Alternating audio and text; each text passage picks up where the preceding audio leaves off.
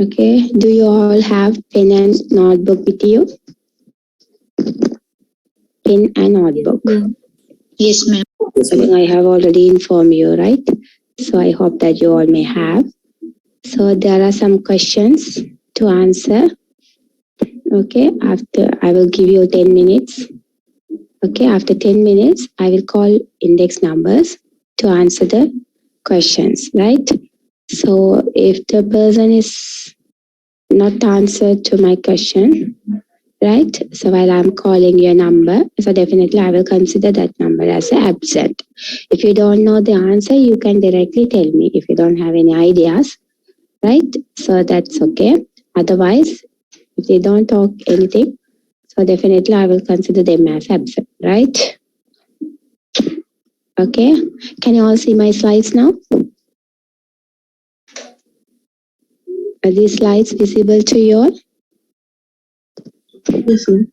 Please talk to me. Yes, ma'am. Yes, ma'am. Okay.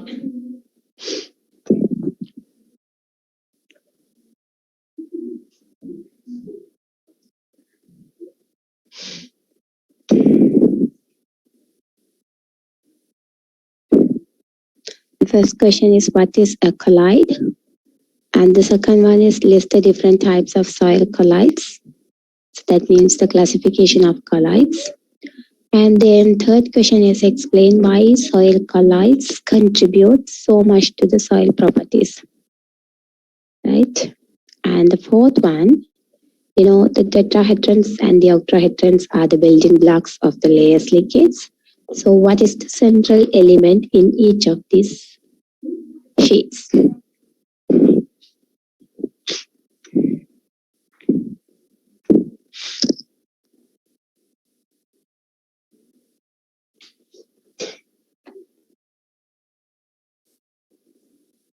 There are 75, 76 people now. So where is others?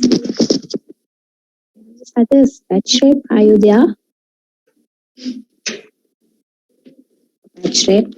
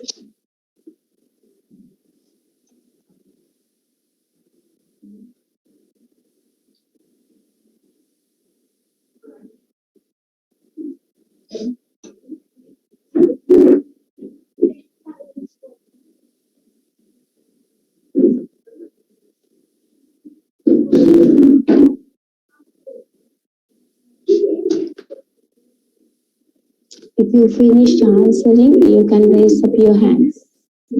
Right?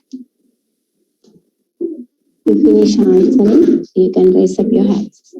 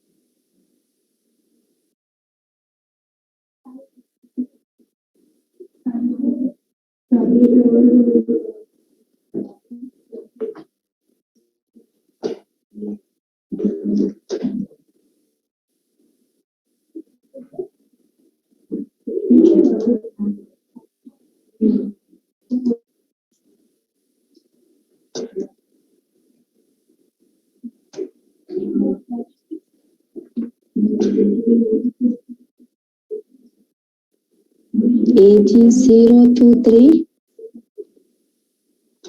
AG023. Yes, madam. Finished? No, madam. Still writing.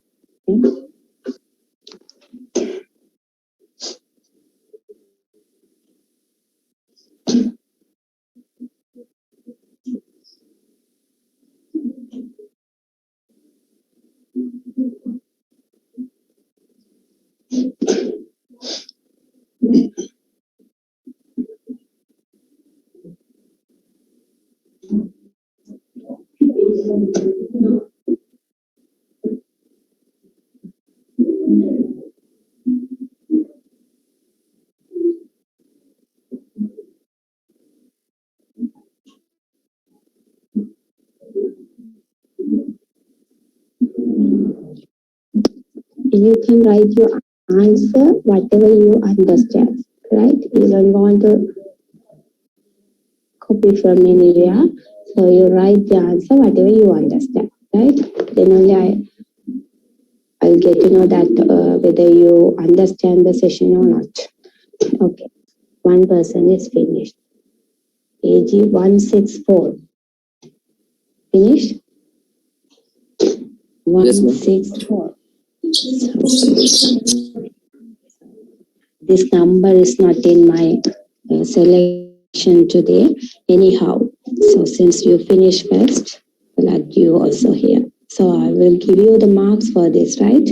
Continuously in each and every class, I will select 10 people and give you the marks for that, right? Randomly, I will select.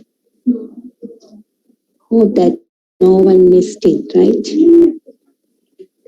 046 finished.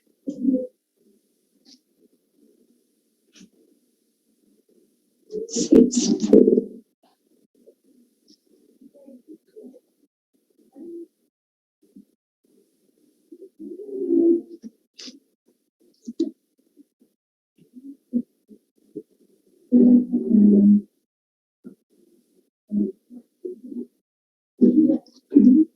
Okay, AG164. Can you please explain your answers? Yes, ma'am. What is a colloid? Okay. A colloid complex of soils in the main allied section of the soil and determines most of the physicochemical properties of soil. Next one is the different type of soil colloids. Two types: organic, inorganic. Can I give my comments on the first question? So you mentioned that it is a active part of the soil and it is important for all other properties, right? Yeah. Okay.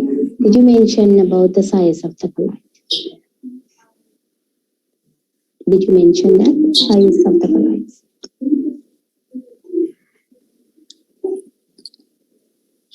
AG1. Sorry, ma'am. Did you mention Yes, ma'am. anything about the size of the soil colloid? Whether it is small or large? So what is the diameter of it? Did you mention? Right, it is important to mention about the size of the colloids also, right? It is less than 1 micrometer, right? That's very much important, right? Okay. As you said, it is an active part of the soil. At the meantime, the soil colloidal size is less than 1 micrometer or less than 0.001 millimeter, right? Okay, good. And the second question.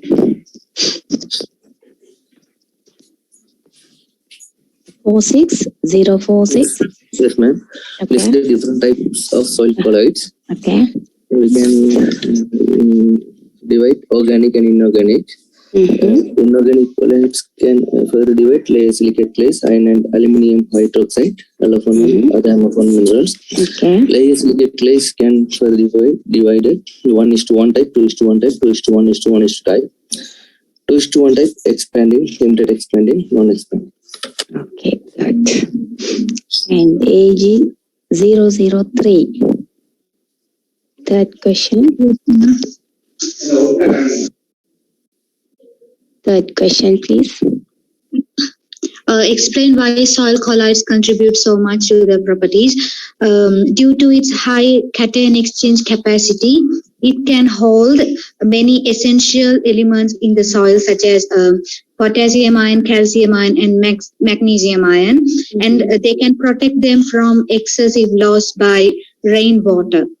So it is very important to maintain the fertility of the soil. And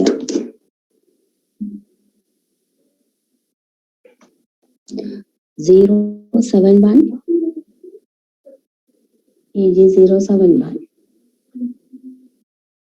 AG071. Are you there?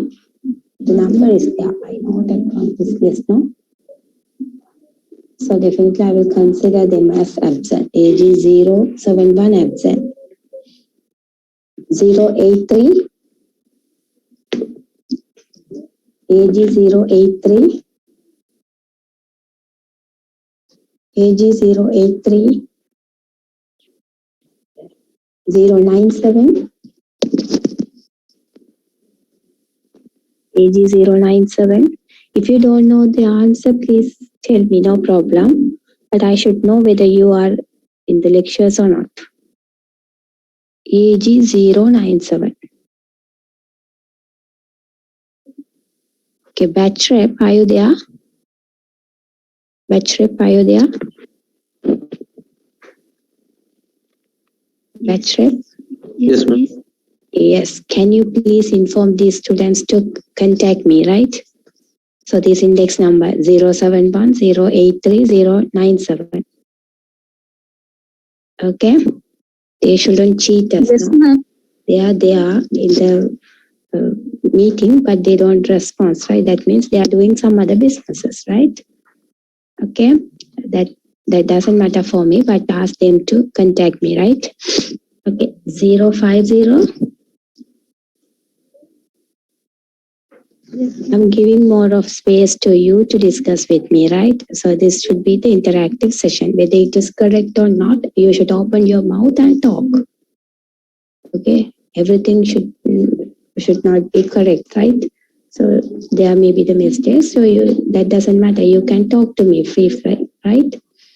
050. Are you there? Oh, yes, ma'am. Yes. Okay. Can you please give any other suggestion to the third question? Any other answers for the third question?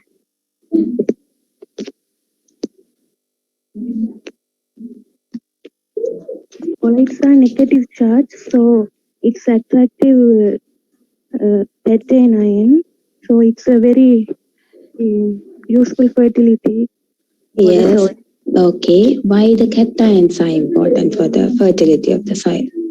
Why do you think that cations is important? Because almost many fertility has more cation. So that means because most of the nutrients, plant nutrients are basic cations. Understand? Most of the plant nutrients are basic cations. Therefore, it should be attracted by the negative charged ions. So that is the soil colloids. They can absorb more these basic cations. That means the soil plant nutrients. So therefore, it will reduce the leaching losses of these nutrients. Okay, very good. At the meantime, it is important for the physical properties as well, right? Important that means physical properties means. Can you please tell me some physical properties?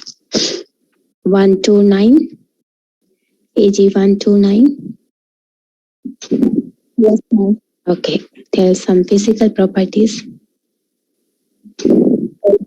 Density, Okay, density, porosity, porosity, yeah. color, Yeah. water retention, Yes, water retention and the water holding, nutrient holding capacity, the water holding capacity and the moisture content, everything same, right? So this is important. Structural stability is important for the, the agriculture purposes, right? So that also mainly depends on the colloids. What type of colloids is there, right? And AG 157. 157. AG Yes, ma'am. 157. Yes. Yes, Can you yes, ma'am. answer the fourth question? The tetrahedrous middle central element silicon. Silicon, Octahedrons aluminium. aluminium. Okay, good. Basically, aluminium is present in the octahedron sheet. Sometimes it may be replaced by other ions of magnesium, any other ions like, right? Okay, very good. AG 034. Yes, madam. Okay. So, can you please explain me what is tetrahedron sheet? Tetrahedron sheet is connecting two aluminum to silica tetrahedron. No, I'm asking just what is silica tetrahedron? Silica tetrahedron is one silicon atom is surrounded by four Or oxygen atoms. It has four sides. It has four sides.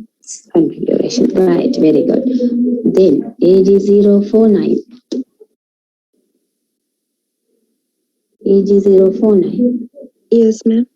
What do you mean by octahedron? Sorry.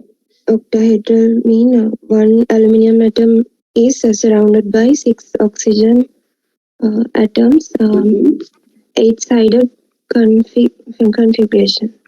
Okay. So I hope that you all are clear about now what is colloid and what are the importance of soil colloids, and so what are the different types of colloids and what is the basic building blocks of the layer slippage. Right? Okay, one more question.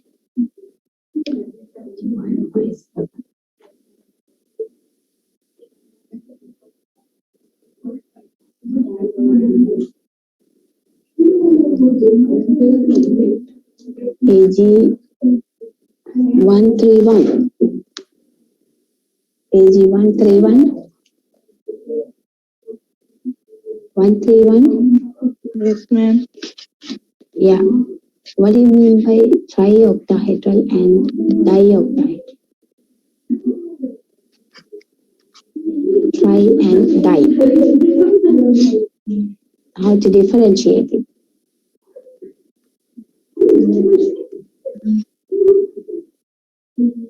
Zero 26. AG 026.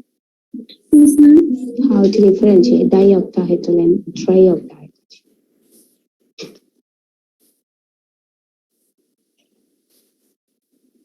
Zero 30. Yes, madam. How to differentiate?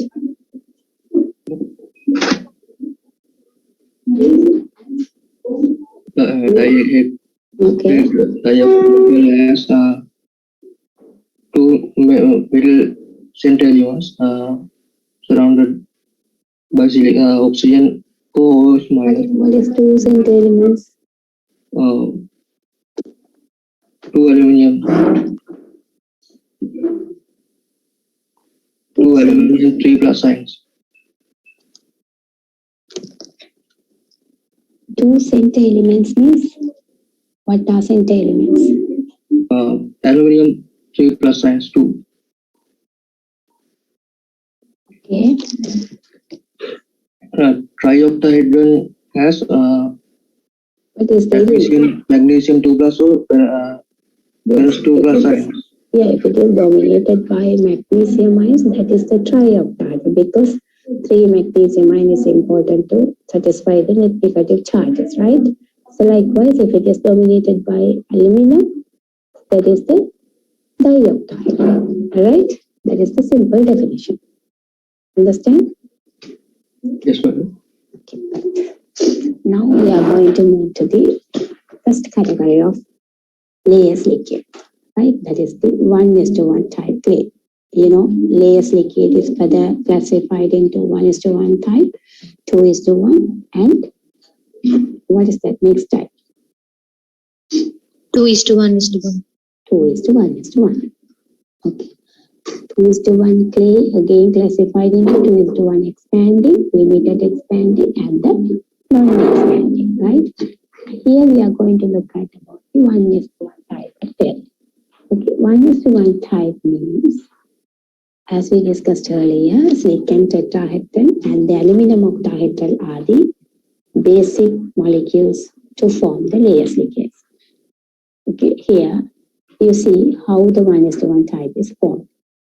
So it is normally made up of one silicon tetrahedral, okay, here, and it is combined with one aluminum octahedral sheet. Okay, so it is comprised with one silicon tetrahedral and the one aluminum octahedral. That is the 1:1 type clay. Understand?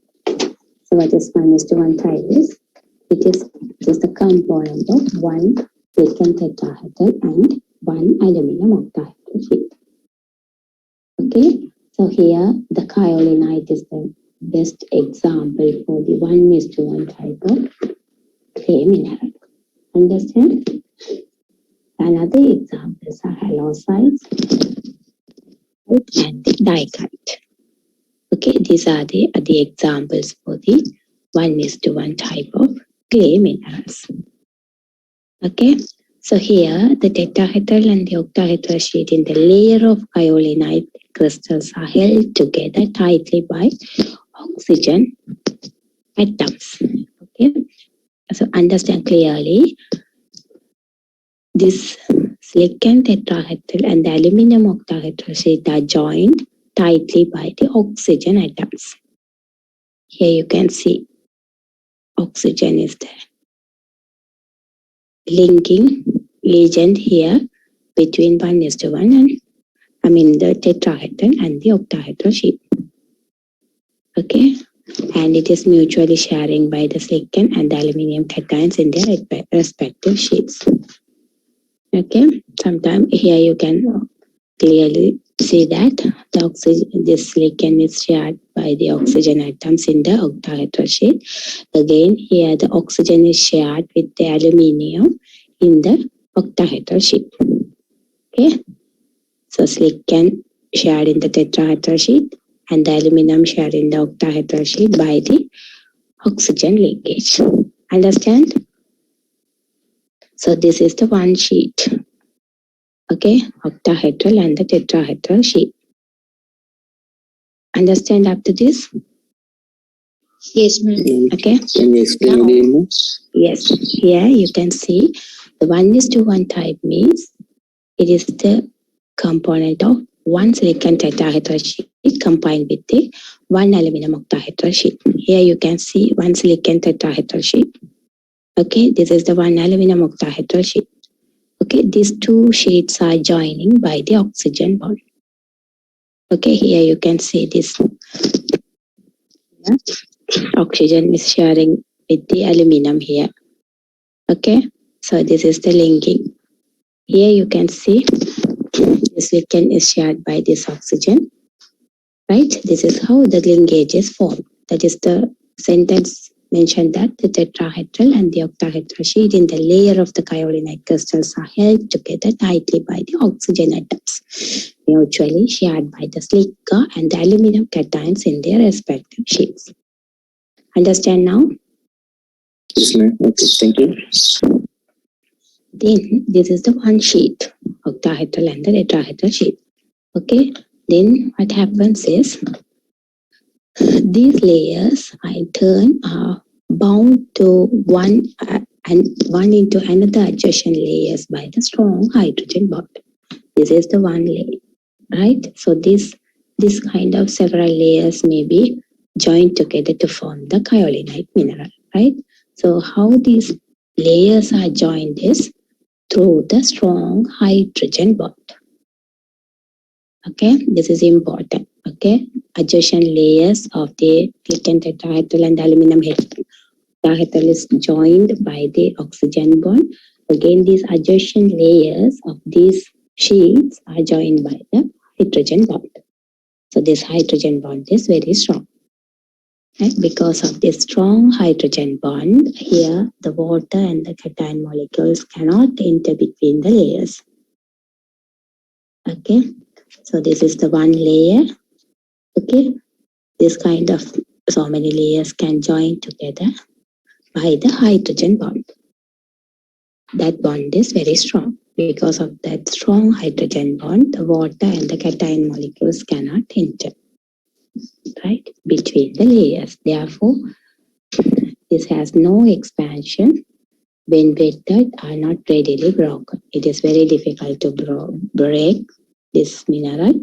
At the meantime, it has no expansion because of strong hydrogen bond between the adjacent layers. Okay. Here, the effective surface area of 1:1 type clay is restricted only to the outer surface because in the surface, so no any water or cation molecules cannot enter. So the surface area is restricted only to the outer surface. Understand? Understand after this? Yes, ma'am.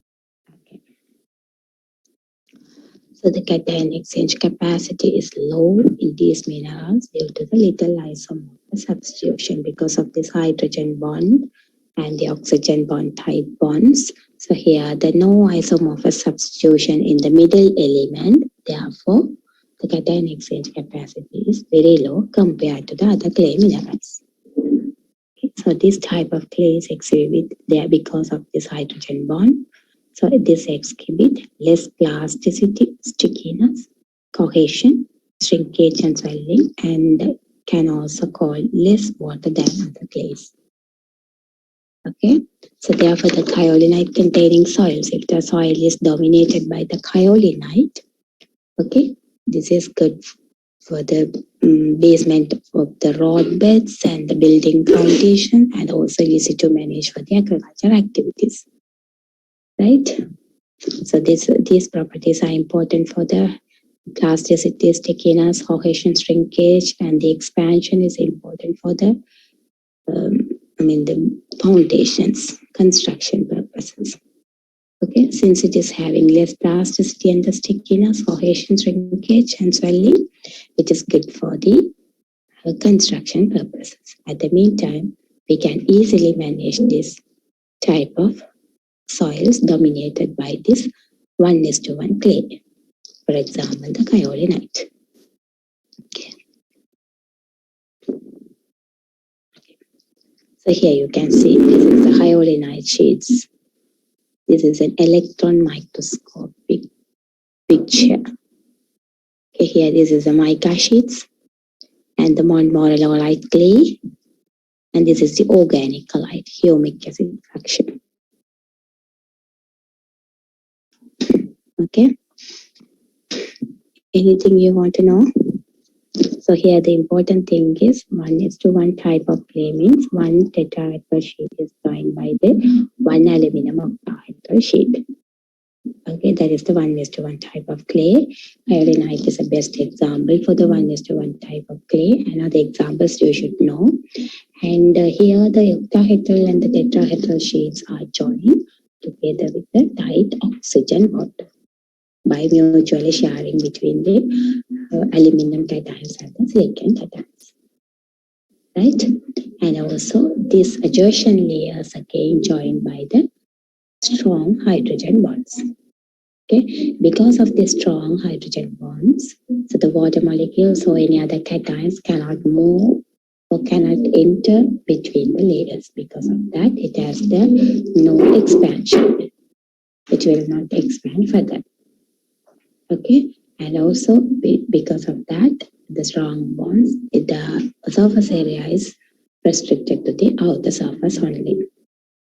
Okay, and also because of due to the little isomorphous substitution in the middle ions, it has the low cation exchange capacity, and also because of the tight bonds, it has less plasticity, stickiness, cohesion, shrinkage, and swelling, and also less amount of water. Due to these properties, it is good for the construction purposes. At the meantime, it is easy to manage for the agricultural activities. These are the properties of 1:1 type of clay. Right? Understand? Understand? Yes, ma'am. Okay, good. So I can ask.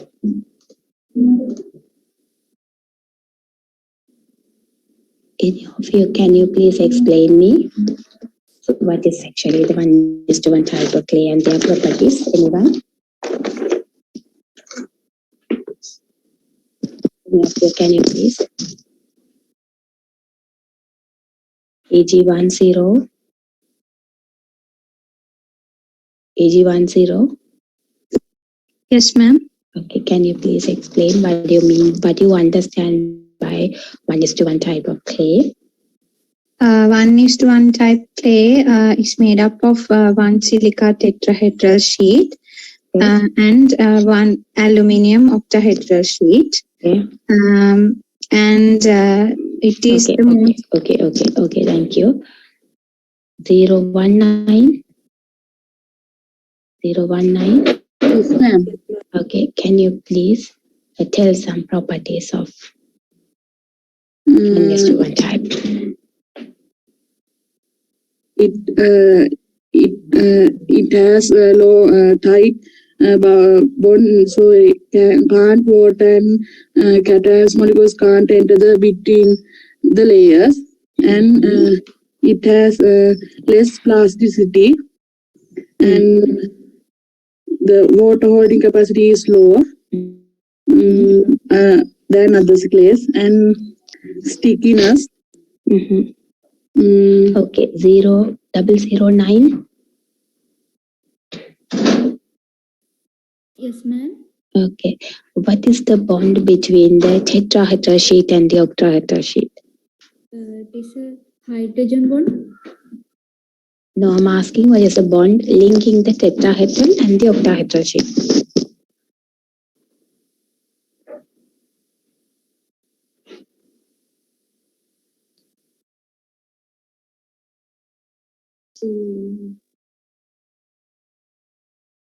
What is the bond? 020. 020. Yes, ma'am. Yeah, what is the bond between tetrahedral and the octahedral sheet? Hydrogen bonds. That means you don't understand it clearly. Hydrogen bond between two adjacent layers. But the tetrahedral and the octahedral sheets are joined by the oxygen bonds. Here you can see clearly. The sentence clearly says the tetrahedral octahedral sheet and the tetrahedral sheet is joined by the oxygen bond, held together tightly by the oxygen atoms mutually sharing the silicon. In some cases it is sharing the silicon, and here it is sharing the oxygen by the silicon and the oxygen atoms. But these layers, okay, one silicon tetrahedral aluminum octahedral tight layer is joined by other layer by the strong hydrogen bond. Okay, aggregation. Okay, so if it is aggregated only, then the mineral will form, right? So the layers aggregation may be through the hydrogen bond. Understand now? So in between the tetrahedral and the octahedral sheet, there is a bond that is oxygen bond, but these adjacent layers are joined together by the strong hydrogen bond. Understand now? Yes, ma'am. Okay, good. And also, you know the properties of this. Okay. Now we'll move to the 2:1 type of mineral. Yeah, we'll see about 2:1 expanding type of mineral. Right? Basically, this 2:1 type of mineral, how it is formed. So I told you that 1:1 is formed through the combination of one silicon tetrahedral and the one aluminum octahedral. And what about the 2:1 type of mineral? One octahedral and two silicon tetrahedral. One aluminum octahedral. Two silicon tetrahedral. Yes, surrounded by the two silicon tetrahedral sheets. Here you can see this is the common 2:1 type of mineral. Right? One octahedral sheet is bounded by the two tetrahedral sheets. Can you all see my slides? If you understand this clearly, it is very easy. But if you see and if you listen to me clearly, it is very easy to study actually. Right here, one aluminum octahedral is surrounded by two silicon tetrahedral. That is the common 2:1 type of minerals. Okay, when the octahedral sheet is bounded between two tetrahedral sheet, this 2:1 type of mineral is formed. Okay, here the expanding means the crystal units are here. So again, the basic thing, units are characterized by one aluminum octahedral sheet sandwiched between two silicon tetrahedral sheets, which is this octahedral and two silicon tetrahedral. Most common are smectites, monomorolite, nontronite, bethlite, saponite. These are the examples of 2:1 expanding minerals. Most common one is smectites and the monomorolite. Right? So these layers are loosely held together by very weak oxygen-oxygen cation linkage. Right? They are in the 1:1 type, the layers are linked by the hydrogen, strong hydrogen bond. Layers, right? Understand the differences, right? So not in this silicon tetrahedral and the aluminum octahedral, the same layers are bound by the strong hydrogen bond.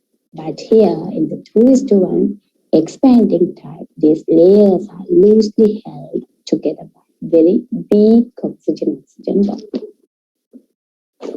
Therefore, the water and the exchangeable cations can enter into their interlayer space, causing layers to go apart. That means the expansion of crystal lattice. Okay? So here, the main differences between 1:1 and 2:1 expanding is when the 1:1 adjacent layers are joined by a strong hydrogen bond, therefore, the water and the cation molecule cannot enter into in between the layers. Right? Because of that, it will not expand furthermore. But in the 2:1 expanding type of minerals, so these adjacent layers are joined by the weak oxygen-oxygen linkage. Right? Because of this weak oxygen-oxygen linkage, the water and the exchangeable cations can move directly in between the layers, interlayers. Okay, this will cause the layers to expand more. So that is what these layers are called expanding type of mineral. Understand? The common example is smectites and the monomorolite. Okay, due to the absorption of water within the interlayer space, these have very high degree of plasticity, stickiness, and the cohesion. So it is not suitable for the cultivation. If everything is high, the degree of plasticity is high cohesion, stickiness, and if it is everything is high, it is not good for the cultivation purposes. So do you understand the differences between those two? Here, the internal surface area also far exceeds the external surface area of these minerals because the internal surface area it is tightly joined by the oxygen-oxygen bonds.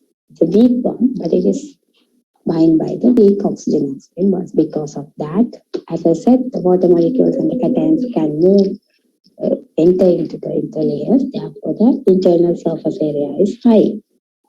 But in the 1:1 type of mineral, or in the kyolinite mineral, the surface area is restricted to the outer surface, not in the internal surface. Okay, here the specific surface area of this mineral is 650 to 800 meters square per gram per unit weight of mass. But for the hyolinite, it is very limited. External surface area only, and 5 to 20 meters square per gram. Okay, here the isomorphous substitution of magnesium aluminium ions in the dioctahedral sheet gives most of negative charges of these peptides. There is also some substitution of aluminum for silica in the tetrahedral layer. Okay, you should imagine that here the isomorphous substitution. Have you heard about the word isomorphous substitution? You know, isomorphous substitution.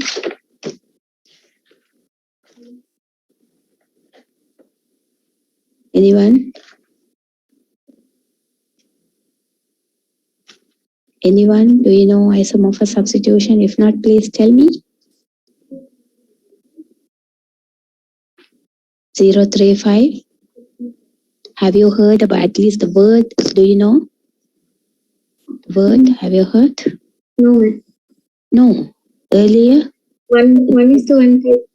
Yeah, in the 1:1 type of clay, what about isomorphous substitution there? It's less because it has strong hydrogen bond. The hydrogen bond will not affect the isomorphous substitution. Isomorphous substitution means it is the process of replacing one, the structural cation for other, but in the similar size. Okay, without disturbing the structure of the mineral, right? Without disturbing the structure of the mineral, the main structural element may be replaced by the same charge, similar size of element. Okay, aluminium, magnesium. Aluminium may be replaced by magnesium. Okay, sometimes the silicon may be replaced by the aluminium, the tetrahedral sheet. You know, in the tetrahedral sheet, this silica dominated one. Okay, so that silica, the particular silica may be replaced by aluminum, the same size cation, without disturbing their structure. Okay, that is we call that the isomorphous substitution. Okay, so the simple definition for the isomorphous substitution is process of replacing one cation, one structural cation for another of the similar size, without disturbing their structure. This is the isomorphous substitution. Right here, the isomorphous substitution of magnesium, aluminium ions in the dioctahedral sheet. Dioctahedral sheet means that is dominated by the aluminium ion. That is the dioctahedral. Okay, so here, if it is replaced by the magnesium, so it gives most negative charges of the peptides. So because of this most negative charges, the cation exchange capacity may be increased. Likewise, there is also some substitution of aluminium for the silicon in the tetrahedral. In the silicon tetrahedral sheet, okay, here also some kind of substitutions may occur by the aluminium ion. Because of this substitution, the capacity of these clays to absorb cations is very high because of net negative charges. It is normally 20 to 40 times that of kyolinite, higher than the kyolinite. Okay, therefore the cation exchange capacity is high. Why the cation exchange capacity is high is because of the isomorphous substitution. Here the aluminium may be substituted by the magnesium. At the meantime, in the silicon tetrahedral sheet, silicon may be substituted by the aluminum. Therefore, it will create the more negative charges. Because of more negative charges, the cation exchange capacity may be high in the 2:1 expanding type of glaze. Okay, I hope that it is very clear for you. And the absorption of water in interlayer also leads to swelling when it's wet and shrinking when dry. White cracks is commonly appeared when drying of smectites dominated soils, so those are undesirable for the construction work.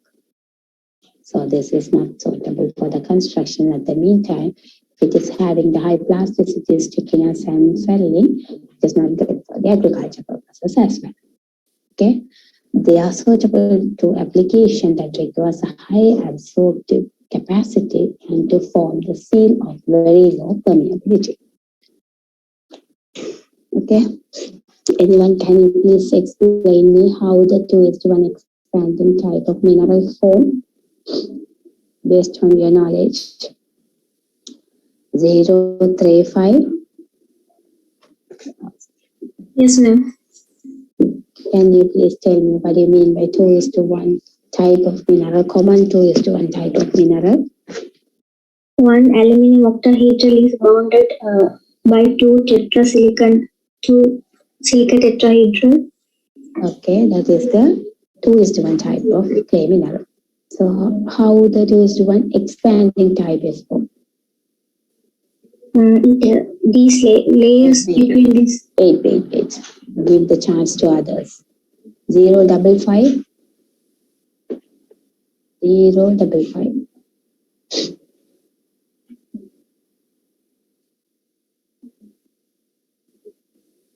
Zero double five is upset. Yes, ma'am. Tell me how the 2:1 expanding type of mineral form.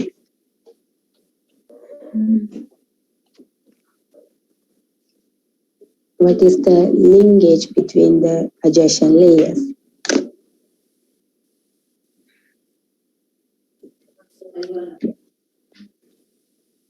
Zero 068. 068. Yes, ma'am. Yeah, can you please tell me how the 2:1 expanding type of mineral form? Strong hydrogen bonds in layers. I don't understand what is it. What is it? What is the bond then between the layers? Layers between strong hydrogen bond. For 2:1 expanding type, where the hydrogen bond is there. Weak oxygen bond. Clearly tell me whether it is hydrogen bond or oxygen bond. The layers are loosely together with oxygen bond. Weak. Okay, what are the 078? What are the properties of 2:1 expanding type of grain? Example.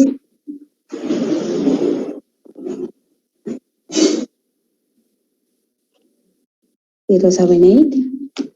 Example for 2:1 expanding type of mineral.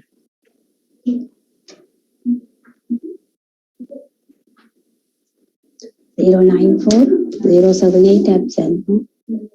094. Yes, ma'am. Okay. Example for 2:1 expanding type of mineral.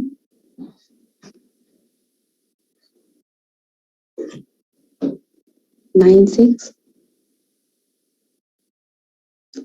Anyone please? Any volunteers? Non-monilite. Okay. Non-tronic. This is the best. Very right. You should know about smectites and the Smectites. Yeah, that is the best example for the 2:1 type of mineral. Can you please anyone explain how it forms and what are the properties of this 2:1 type of mineral and how we can compare this, or how we can contrast, how it is contrast from the 1:1 type of mineral? Anyone, can you please? Compare it. Volunteers.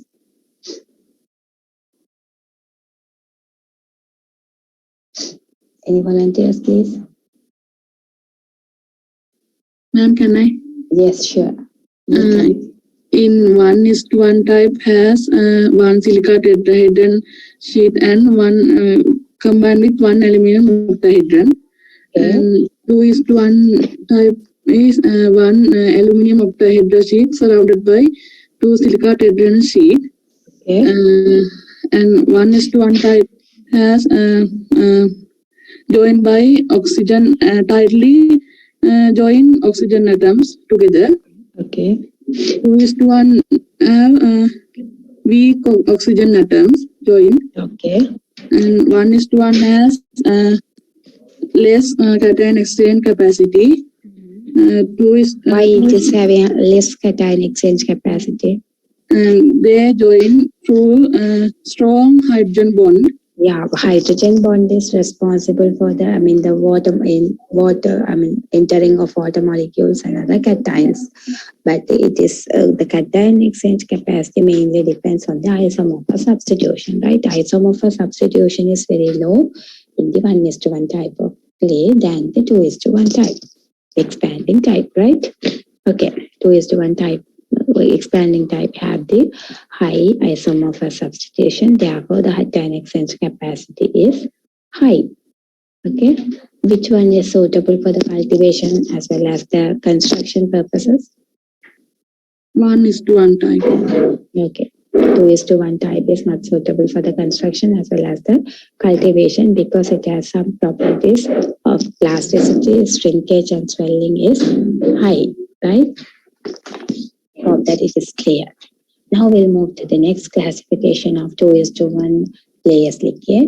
The next one is the 2:1 limited expanding type. The best example here also the component is same. That means one octahedral sheet is sandwiched in between the two silicon tetrahedral sheet. Okay, that is the common for 2:1 type of mineral.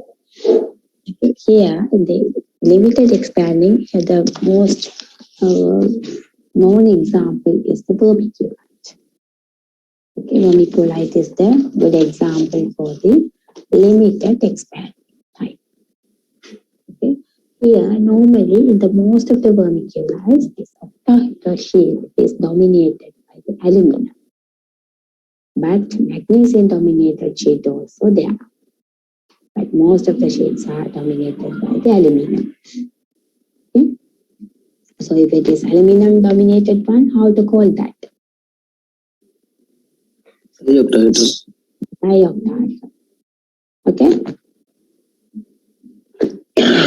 Sorry. In tetrahedral sheet of most vermiculites, considerable substitution of aluminum for silicon has taken place. Normally, tetrahedral sheet, it is dominated by the which ion? Silicon. But in the vermiculites, there is a considerable substitution of silicon by the aluminum.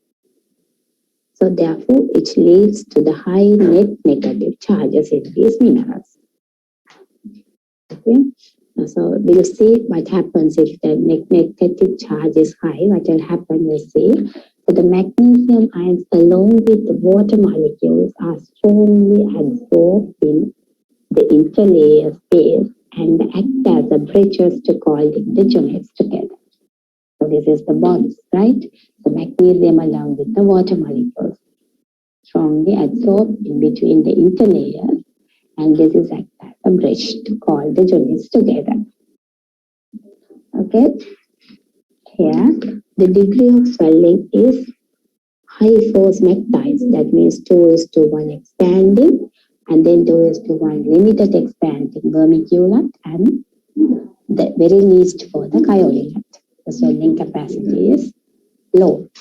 So due to this, these are called as limited expanding. Okay.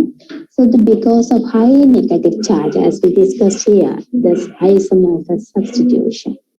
Okay. Okay, substitution of silicon in the tetrahedron by the aluminum ion, it may create more negative charge. Because of this high negative charge, they have higher cation exchange capacity than all other silicate clays. Okay, now you are clear. Vermiculite, among all other silicate clays, vermiculite have high cation exchange capacity. Why vermiculite has high cation exchange capacity? Anyone? Anyone? Among all other silicate clays, why the vermiculite has high cation exchange capacity? Just tell me. Please answer me. As most of the tetrahedral sheets are substituted by the aluminium for the silicon. Okay, you know, in the silicon tetrahedral, the main element is tetrahedral silicon. Yeah, in case of vermiculite, there is a substitution of the silicon by the aluminum ion. This is the isomorph substitution, right? So in the tetrahedral sheet, the silicon is somehow substituted by the aluminum ion. So because of that substitution, this aluminum ion, it may create the high negative charges, net negative charge. Because if the clay is having high net negative charge, what will happen? It may attract more positive charge cations. Therefore, it will increase the cation exchange capacity. That is the reason, right? Because of the isomorphous substitution of silicon by the aluminum ion in the tetrahedral sheet, it creates the more negative charges. Therefore, it increases the cation exchange capacity. Understand? Clear now? Is it clear?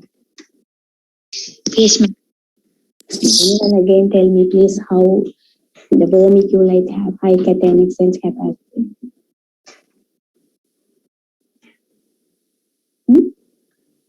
If you answer only, I will just move to the next slide. Madam, can you explain it? Who is this? Can you explain, please? 030. Can you please? No, Explain. Okay, you can. 030. You can. Why the vermiculite have high cation exchange capacity? Tell me. Madam, I didn't get that. At least you tell me what you understand. No problem. I can help you. You tell me what you understand. 030. I missed that part because of Okay. You tell me how the 2:1 type of minerals form. 2:1 type of clay mineral, how it forms.